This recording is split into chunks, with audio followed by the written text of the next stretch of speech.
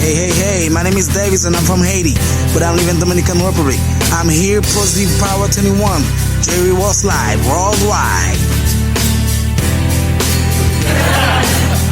Hey, what's going on, family? What's up? Welcome to Positive Power, Double XI Christian Media. I'm your host, Jerry Royce live worldwide. And you're right here on the Late Night Show with SHAY Samuels. And a special guest tonight is going to be author Michael LABORN. And we're excited about this one, y'all. So we hope you guys are tuning in. You're sharing the file. If you come in and you miss some of the show, you can't get all of the show, don't forget that you can tune in on Spotify, iHeart, and Google, and Apple Podcasts. So don't forget, share the file and write some comments. It's okay to call the Batman. All right, everybody, let's talk to SHAY. Matter of fact, I'm not even going to hold SHAY up. Go ahead and do your thing, SHAY.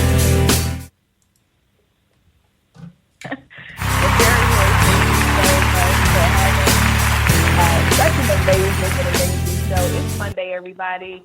I want to say welcome to Positive Power, Jerry Royce Live Late Night with your host, SHAY Samuels, and we have an amazing show tonight. Jerry Royce, I hope that you feel better really, really soon, and I can't wait to chat with you. So we have an amazing guest tonight. I'm excited. I had an opportunity to go through the gentleman's information today, and he just seemed so fun.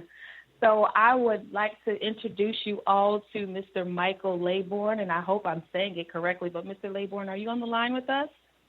I sure am. How are you doing? I'm well. Thank you so much for joining us tonight. I'm excited all about your ministry and everything that you have going on, and I'm excited for the listeners to hear more about you. You just seem to have a very fun spirit. Depends on the day, right? It's very rare that you see people the way that you are, just free-spirited. And, you know, in this day and this time, a lot of people are just so serious. And to see the lighter side of the world in you, I'm just excited for people to learn more about you tonight. So we will start with that. First, let the listeners know who you are and what your ministry is about. Okay, well, like you said, my name is Michael LABORN, so you were pretty close. Okay. I'm in Northern Illinois, and as for ministry, I spent most of my life in the church, and over the last couple of years, God's just really began to challenge me to really embrace freedom. So that's really been the kind of the heart of what I'm doing in the world is I'm chasing freedom, and I'm trying to convince the church to just fall in love with each other. Good. So I was right on point. Yeah, absolutely. I was right on point. And I think when they say pictures speak 1,000 words, it's just, you know, seeing your pictures, your photos, you want to know more about who you are. And so first, let me ask you, not a lot of people are okay with being that free. So how did you get to the point where you were just okay with being as free as your pictures depict? I think kind of the concept of freedom was really difficult for me for the longest time, and I thought I was free, but I didn't really get it. But then, you know, there's just one point where God just began to speak to me about, you know, I made you for freedom. There's actually a verse in Galatians where it says that it was for freedom that Christ set me free. And once I realized that's what Jesus, you know, shed his blood to give me, I was like, I want it. I'm not willing to have anything less than what he died to give me. So I'm going to have it. That's kind of how I've lived my life since. Yeah. And that's amazing. So the people around you, they feel the freedom that you have. They understand the freedom that you have. And because of that, it gives them a sense of liberty to be free in themselves, right? Absolutely. Amen. Well, I wanted people to understand, too, there's a lot that comes behind you. If you don't mind me asking, how old are you? I'm 29, and I'm turning 30 in like 2 months, and I'm very sad about it. Tell me why. 30 is like the best year. 30 is like the new 16. What are you afraid of turning 30 about? But 29. I'm sure I'll like it once we're there. I was watching a movie the other day, and the lady said it was a show, and she's like, I'm turning 30, and she started talking about her bones creaking. And people, if you're listening, 30 is not old. 30 is like the new 16, and so you'll be just fine. I'll have to call you on your birthday and see how old you actually feel. But what is it that you want to get? What is it that you want people to ultimately know overall about? I want to use the word your discipleship, so I'm going to use that word. What do you want people to know about the way you disciple in your discipleship? I would say that the number one thing would be that community is central. Community is central. I think on a large degree, we've made Christianity so difficult in the West. It's so much about productivity and forcing ourselves to get to a certain point and measuring ourselves against each other, when the reality is that God's desire is just for us all to fit into the body of Jesus and to love each other. And if we approach it from that desire for community and intimacy above everything else, this is so easy. Yeah, I do believe that we make it hard. I mean, there's so many different, there's politics, there's, I call it the modern day. We built church the way that we think it should look, and in that there's a lot of hurt people. What would you say about that? I would agree with you completely. I think that we've built everything around what we desire it to look like and what we think would be best, and we've largely abandoned what God designed, and as a result, it's broken. Now, on your website, I actually had to make note of it. This was a quick thought, and so I love that you actually put this quick thought on your website. And it says, the longer I walk with God, the more I realize that this life is more than Sunday morning worship and Wednesday night Bible study. Furthermore, the more I realize that I'm not alone in feeling that way, this generation as a whole is chasing something more. And I'll stop there because I am fully aware, and that's why I asked how old you were, because we need a lot more people like yourself, young and free at heart, and I'm going to keep saying that to you, although you're going to be 30 in a couple of months, but young and free at heart and not afraid to show the love of Christ, for one, but also the freedom. And so when did you know you were called to do what you're doing? That's a hard question to answer. I think I've always kind of understood that God had called me to chase something deeper, but I don't think that I understood the extent of it until probably around 3 years ago. Before then, I was already doing it.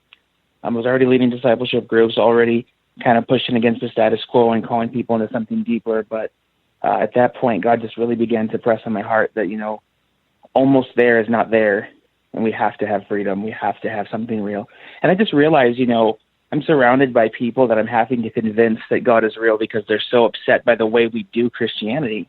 Yeah. I was like, that's not okay. It's not okay. If I would just love them and show them who Jesus is, I don't have to convince them of anything. And I know I remember the exact moment when I realized that, and it's never been the same since. Just this idea of living out authentic love for Jesus and authentic love for people. I don't have to convince anyone of anything because it's real. Wow. Now, because we do have a lot of listeners, across the world, and some people may want to know, what that feeling feels like. And for every person, it's different.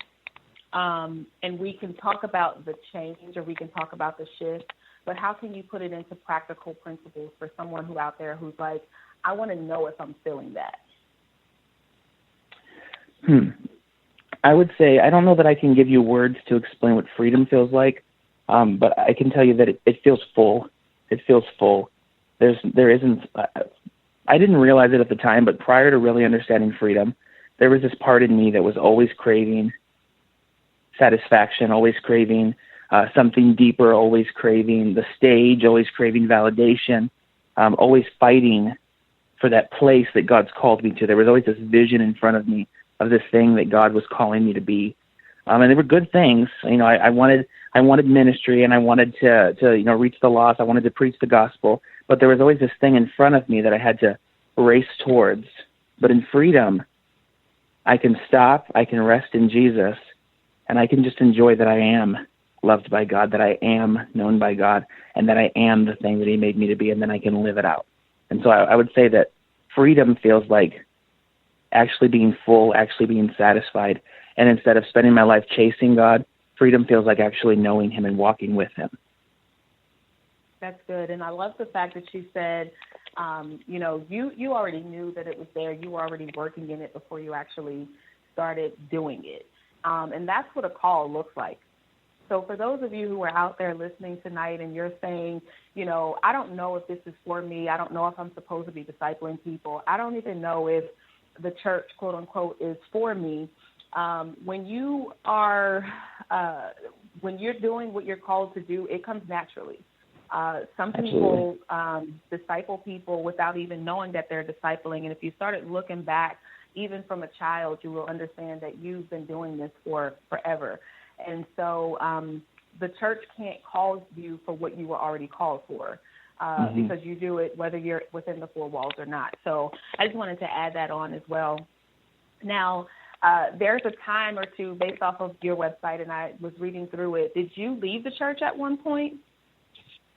Yes, kind of. Let me explain before we lose everybody. This is what happened 3 years ago. So like I said, I'm making disciples. My wife and I were already those people, at church. If somebody said, hey, Pastor, I want to go deeper, they would give them our number. We were already those people pouring into people, making disciples. We were already the house where, prayer was going to happen and worship was going to go down. That was already us. But about 3 years ago, God really began to speak to me about and show me in the Word, too, just about this idea of community-driven Christianity, where it's all about love and not about performance, but about love. And I had gone to some pastors and some spiritual leaders in my life, and I spent probably 6 or 7 months just saying, hey, guys, this is what I see in the Word, and it's not what I see here. What do we do?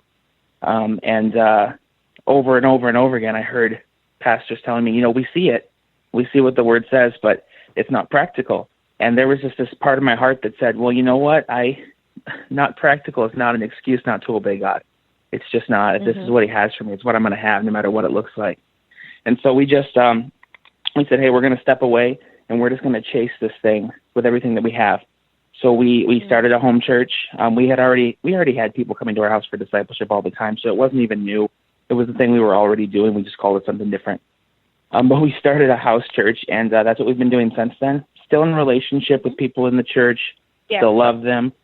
They don't all return that sentiment, but I still love them. And but that's what I mean when I say I stepped away from the church. I stepped away from the pursuit of the stage, from the pursuit of that, that validation and that platform. And I just decided, what, I don't need the stage. I just want to love people. And the reason I ask that is because there are so many people out there, right, who get stuck in the four walls, within the four walls. And they also kind of have that urge. I was one of them. So I identified with what you were going through, even more now that you said it, to be honest with you. But, when you're within the four walls, unfortunately, you become a number. And so, and if you're not a number, you're someone that's on the panel, whether it's an elder, bishop, or someone in clergy that is there to help. But even that is kind of, there's a restriction with that. Nobody ever wants to go deep. And when you're within those four walls, you're really dealing with some challenges. You're dealing with issues, especially those who know that there's more in them. They know that they're called to do more. And when you go to church, unfortunately, within those four walls, you're kind of told when you're ready, right? But it's like you've already been brewing for some time. You've already been, like, that teapot has already started to whistle. Yep. Nobody comes into this thought thinking, oh my goodness, I've never heard of deeper things before. It's always like, I've wanted this and I've wanted this and I didn't know it was there, and now that it is, I'm going to take it. I mean, that was really my experience as well. We were leaders in the church. We were never passive Christians. We were leaders. We led in the worship team. We were actively involved in the youth ministry and pouring into people in prayer ministry. So we were involved. But this concept of freedom, I don't even know how I thought I was alive before, to be honest with you. And so that's the thing that's so exciting to me, is this concept that, I even think about, in 1 Corinthians 3, Paul says, we cannot lay a foundation except for that which has already been laid, which is Jesus Christ. And this idea that we take our vision and our passions and our gifts and we set those up as the thing that unites us as the body, We say we're going to be a prophetic church, or we're going to be a missional church, or we're going to be, a church that serves, or a church that gives, and it's all about our gift or our vision. But if it becomes about my vision, it stops being about Jesus. And that's the thing that my heart just is burdened for, is for a people that will just say, I can't allow anything to center me except for the person of Jesus. Yeah. It amazes me because a lot of people are eventually lost in the church. And how can that happen when that's supposed to be our refuge? Yeah.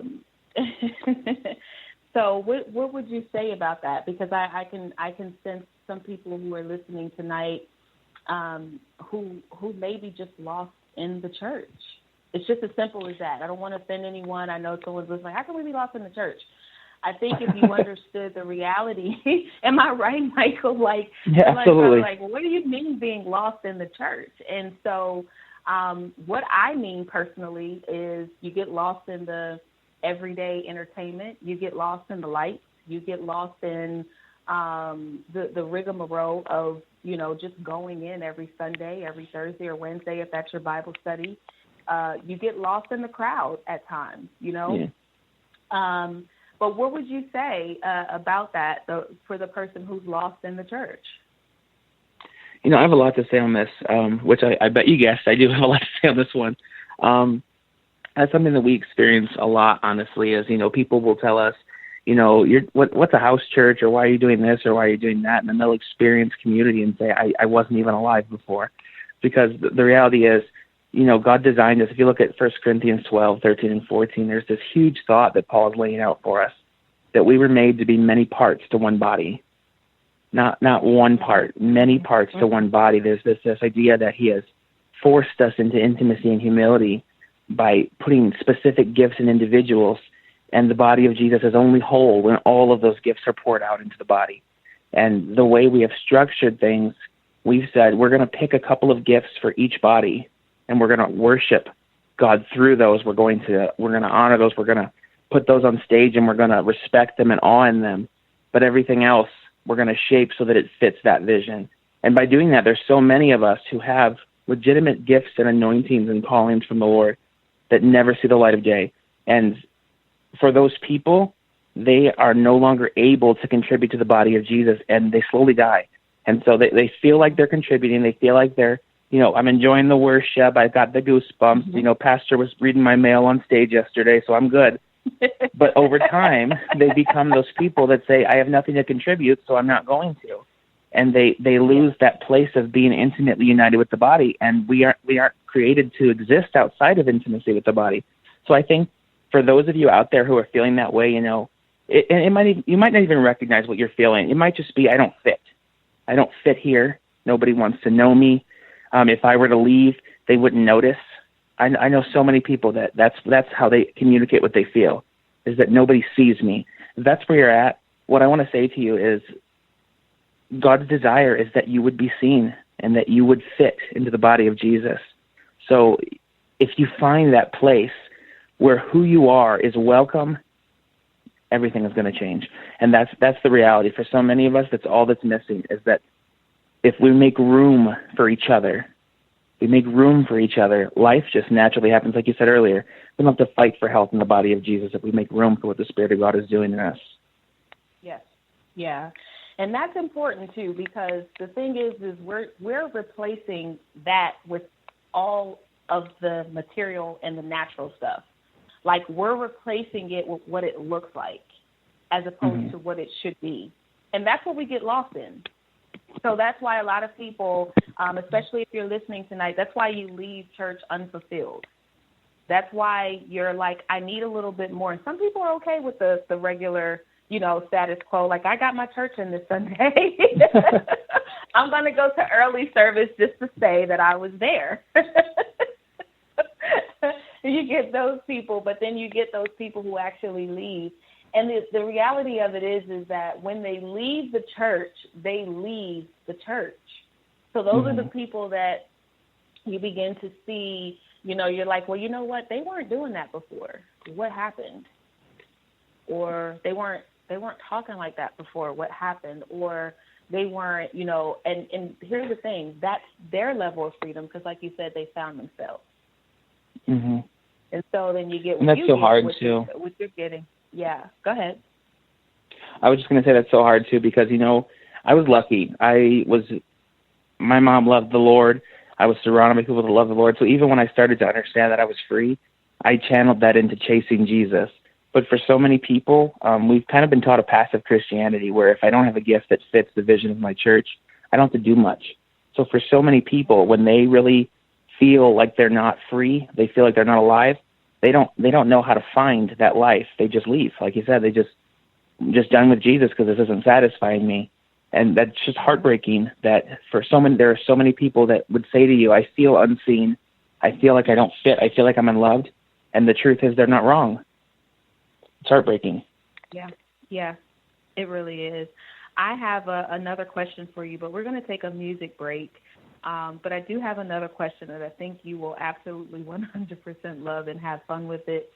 So we're going to go ahead. We're going to take a short music break. But right after this music break, I think you guys want to stand by to hear this question that I'm going to ask tonight. But we are on with Michael LABORN. I said that right. It's like what's my favorite movie? Oh God, now I can't even think of it. Jason. Is it Born Identity? Because I get that a lot. Jason Bourne. I saw that movie for the first time and needed to see every movie of it afterwards. So, oh my goodness. Well, I'm glad you do get it a lot. But we're going to go ahead into this music break, and when we come back, you guys want to stay tuned for this question that I'm going to ask.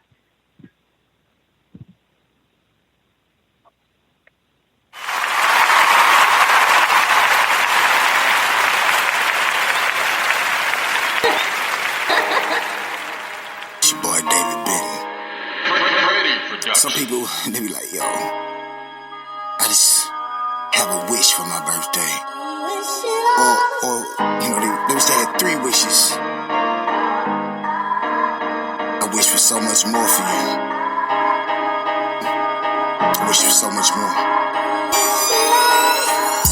What I wish for is that we live more. In the inner city, living ain't so sick poor. Realize we hypnotized by the discord. We blow money fast. What you think we rent for? Yeah, did it big. My kids wish I could've did more. Wish women would be women and men would be men. Or there was no child abuse or domestic violence. In the streets, really moving in the act of silence. Wish the Catholic priest wasn't pedophiling.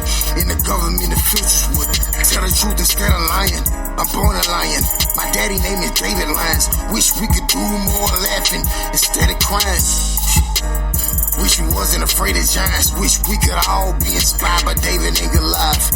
Wish society wouldn't pacify us. Make us ride, turn back around and buy it, intensify it. Walk through the valley of the shadow of death. I keep my hands raised high when there ain't nothing left. Try to stay focused on the Lord above. With all the things going on in this world, that's where my help comes from. I wish the world wasn't corrupt. I wish that we could unite and spread love. I wish I know that Jesus is enough. Got my mind on my mission, G.O.D. That's what's up. Yeah, I wish we all get our credit straight. Wish that single mother didn't have to wait for Section 8. I wish we all would investigate why the world is crooked and we can't set it straight. Yeah. God is not the author of confusion, so ask yourself, why there's so much confusion? With some husbands wasn't so abusive, wifey putting makeup on to cover up all the bruises. All we do is make excuses about the chains, the pains, and all the nooses. I wish religion wasn't so polluted. This is all facts, you can't dispute it. Barely have a right to do it. So much can't be proven. I wish we really choosing to teach our students, pursuing disillusion, turning us all to ruin. I wish a court system really would start it over. Walk through the valley of the shadow of death. I keep my hands raised high when there ain't nothing left. Try to stay focused on the Lord above. With all the things going on in this world, that's where my help comes from. I wish the world wasn't corrupt. I wish that we could unite and spread love. I know that Jesus is enough. Got my mind on my mission, G.O.D. Yo, that's what's up. You're listening to Jerry Royce Live Worldwide Podcast.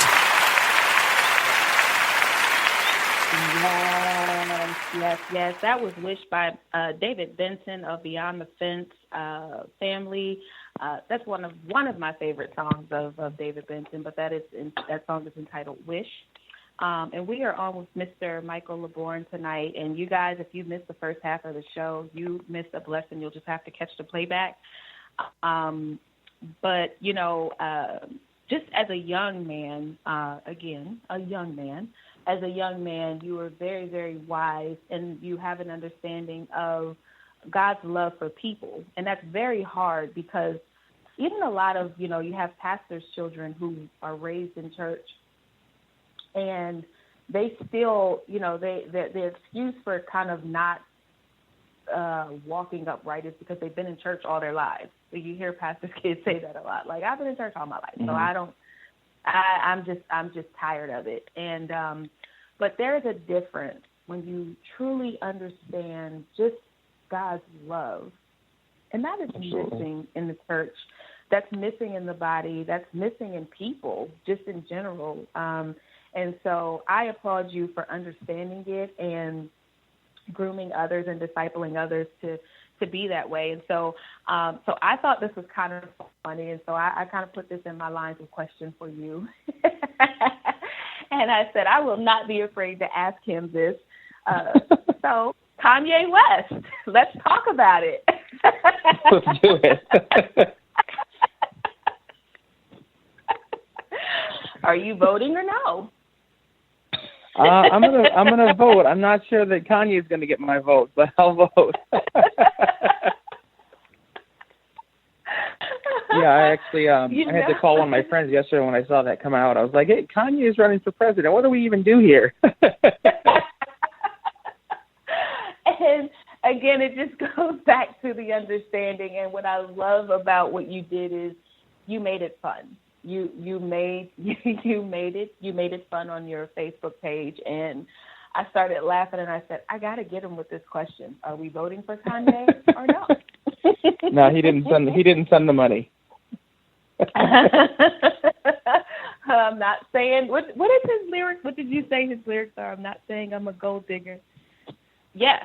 So, but I thought that was interesting because I did see it yesterday, and first, you know, you just thought it was kind of like one of those social media buzzes. You know, people are just saying that this is going to happen, and I saw it more, and I saw it more, and I saw it more.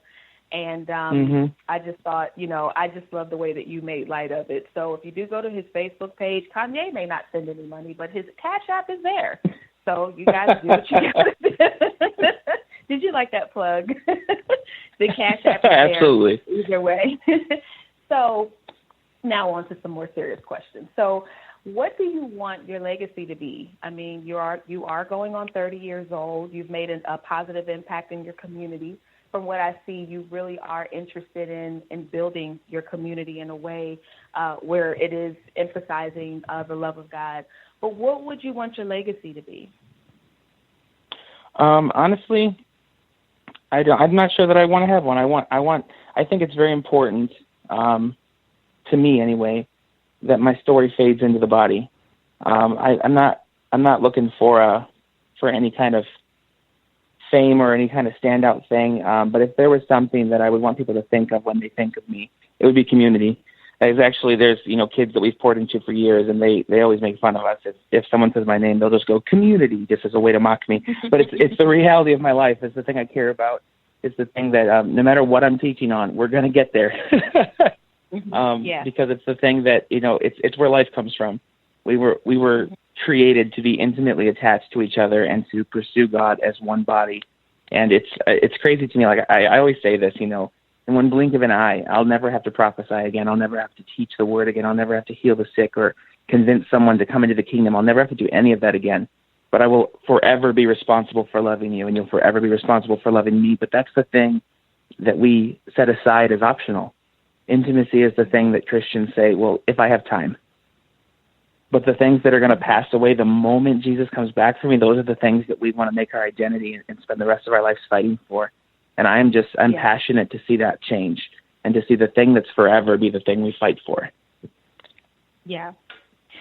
And, you know, as you were talking, I was just thinking about the building aspect, because there's a lot of people who build in different ways. And when it comes down to community, there's a number of people who build in different ways. And there are people out there who want to know how to even begin such a thing. How do I begin to build? And it may not be your structure. It may not be my structure, but someone has to start somewhere. So how would someone start in their community, the process of building or rebuilding the community? It's such a hard question because, like you said, you know, everybody's different and different areas are different.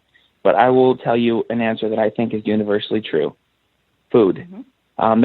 It's just the truth. You know, in Acts 2, we see them. They came together. It says they were always together with one mind, and they broke bread together.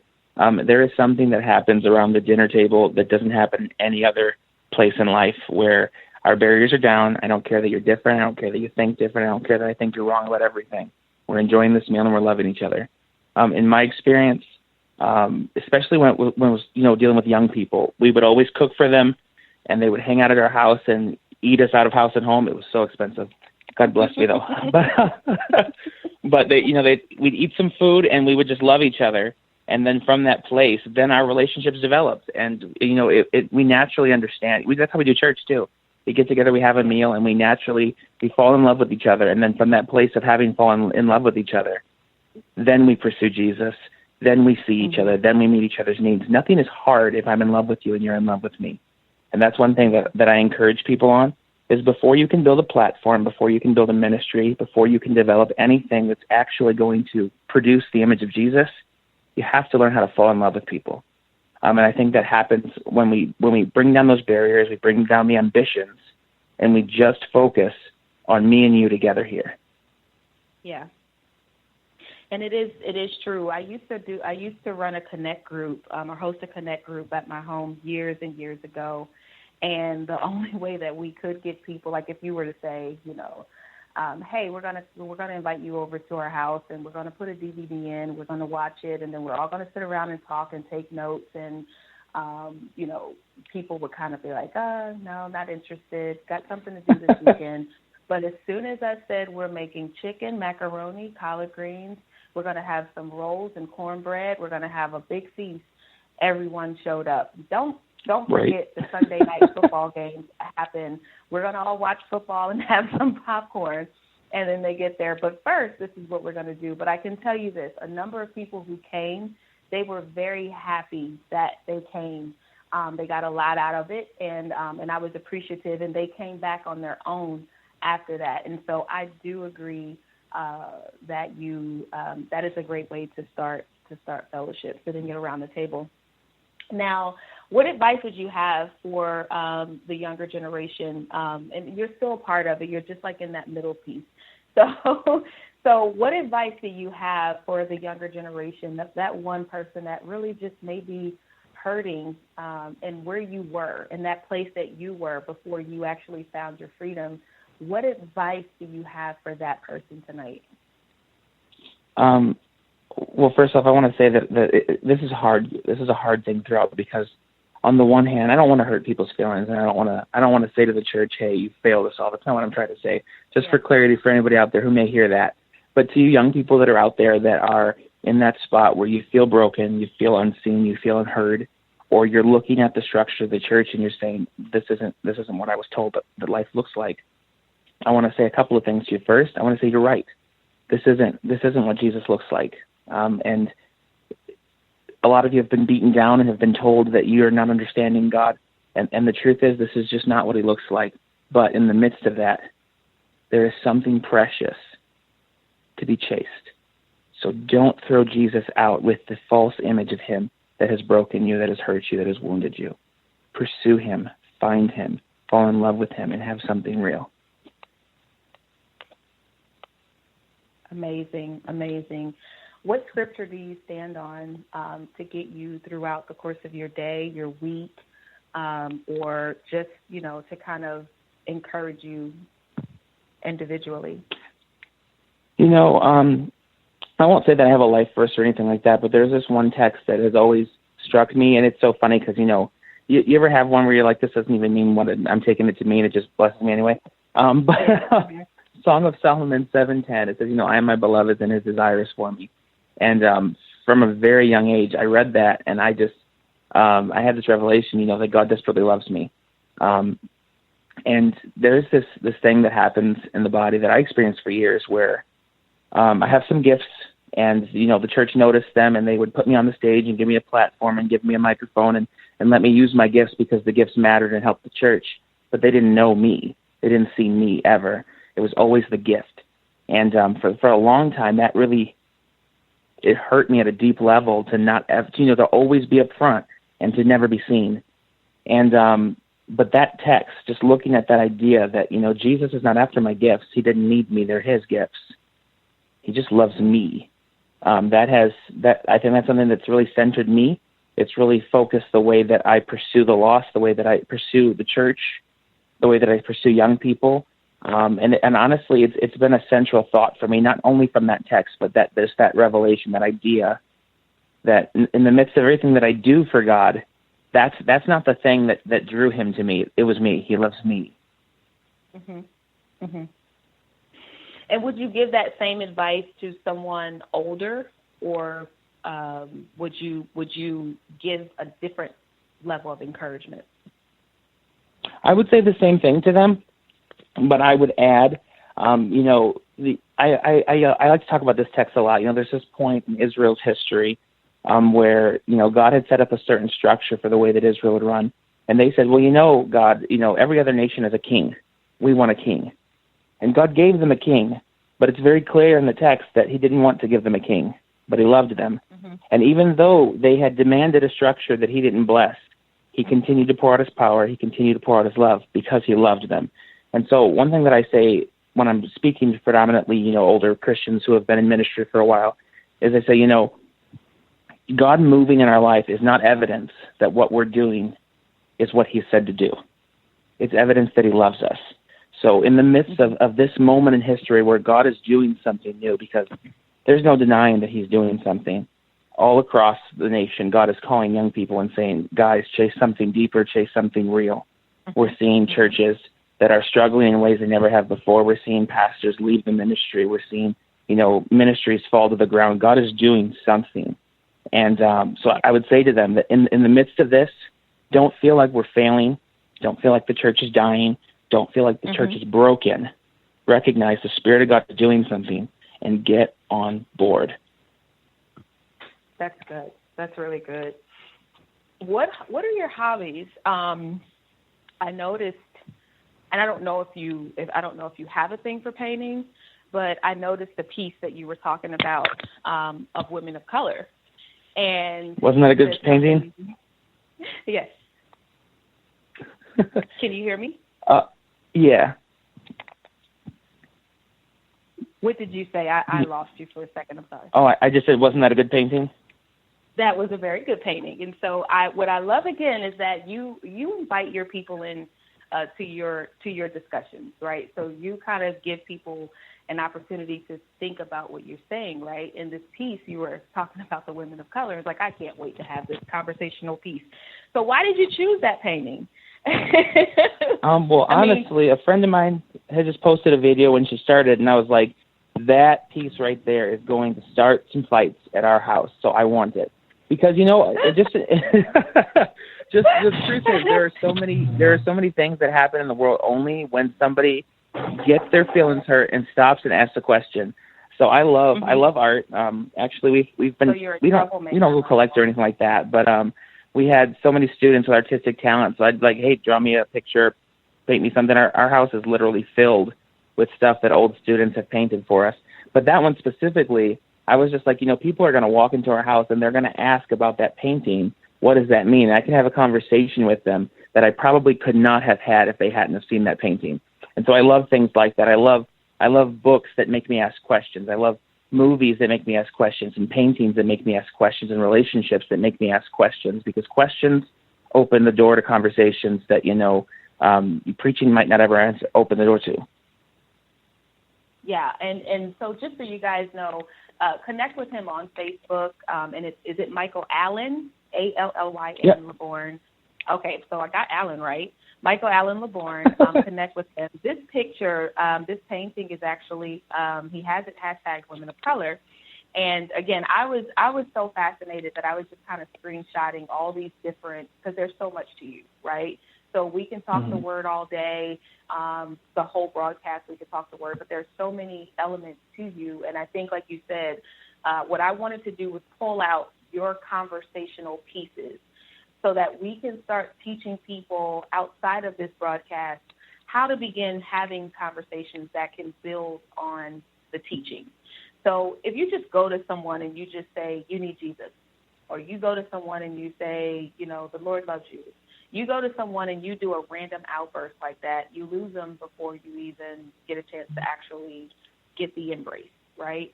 But when you have things like this conversation piece, Women of Color, I'm going to tell you guys what it shows.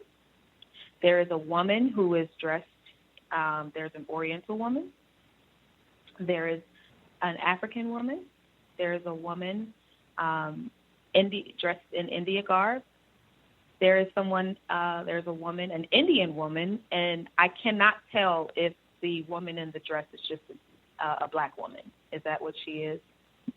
The white dress, Mexican. Oh, Mexican. Okay. Can't see now. I can't see. See, I'm over 30, so I need glasses. So I think you were onto something when you said it. But here's the thing: you would have to know what you're thinking when you do hashtag Women of Color. I'm surprised that your Facebook didn't go off when you put that up. Like, what do you mean? Especially with everything going on now, you would expect it to be something different. But I can tell you that it has been an honor for me to talk with you tonight. I really applaud you again. You are a young man who's doing what you need to do in the community to build the community, and you're not wasting your time on things that are frivolous. You are really making sure that you make a positive impact. And for children to see you and hear your name and to automatically speak community, that is your legacy. And so I really, really, really want to encourage you to keep going, keep pursuing, and keep pressing. And if you want people to connect with you, I know that you host events or have events. Even if they're in your area and you want them to come in to fellowship with you, let the listeners know where they can connect with you or how they can book you. Yeah, absolutely. So, I mean, obviously, go ahead and add me to Facebook. I love people. My name is Michael Allen LABORN, like she spelled it earlier. That is ALLYN, which, by the way, is the most fantastic way to spell Allen. Don't argue with me. And then it's so funny. Everyone in my life knows how to spell my middle name because I put it everywhere. But I also have a business page. So if you don't really want to hang out, but you want to see the stuff that we're doing or, you know, watch our teaching and stuff like that, that's just Michael LABORN, and it's right there on my regular Facebook as well. That's more going to be, you know, live videos that we do, teachings we do. If you want to read about books we have coming out and stuff like that. But my website is michaellaborn.com. You can always get in contact there. If you want to get any of my books, they're on there. Or if you did want to have us come out and teach or anything like that, you can book that there as well. And you know what? You can shoot me an email too. My email is michael_laborn@icloud.com. I mean it when I say community is my life. I love people. If you have questions, if you have thoughts, if you want to hang out, if you want to talk, reach out. I promise you I won't be annoyed. Well, ladies and gentlemen, you've heard it from Mr. Michael Allen, ALLYN LABORN. And you guys, make sure you connect with him and to the website. There's a lot of great information on there. There's a lot of thought-provoking commentary, and I can tell you because I did, like I said, go through it today, and I really was impressed. One, by the website, it just kind of invites you in. And so just like your personality, you just invite people in. So we really do appreciate that. I do have one more question before we end this broadcast, and it's one that we ask everyone before we let you go. And that is, can you feel the power? Can you feel the power? Can you feel the power?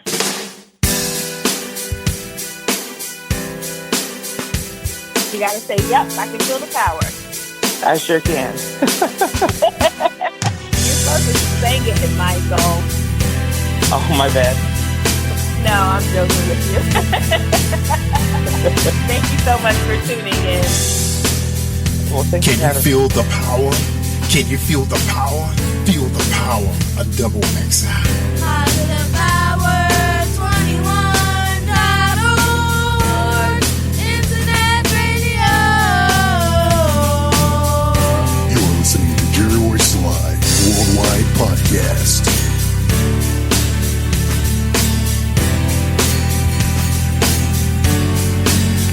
All right, Michael LABORN, thank you so much for joining us right here at Positive Power, XI Christian Media. We appreciate all your insight to the Bible, man, and Christianity and how Jesus will bless everyone's soul. So stay connected, everybody. We got some awesome podcasts coming up for the rest of this week.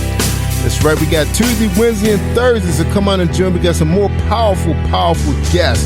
Go out to my page, Jerry Royce Live, to get the live link, or you can dial in at 712-770-4160, code 895-455#. Or you can go out there to YouTube, or you can just Google us and find us on Apple Podcasts and Spotify and iHeart. All right, thank you, Shay Samuels, for hosting a beautiful show. So powerful. All right, I'm Jerry Royce Live Worldwide, a.k.a. the Batman of Charm City. Everybody have a good night. Thank you for tuning in. Peace. Feel the power. Hey, my name is Davis and I'm from Haiti, but I live in Dominican Republic. I'm here, Positive Power 21, Jerry Royce Live Worldwide.